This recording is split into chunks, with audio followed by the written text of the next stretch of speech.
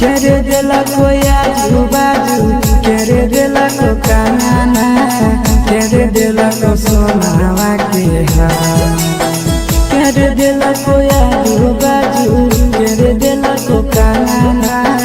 करे दिला को सोनावा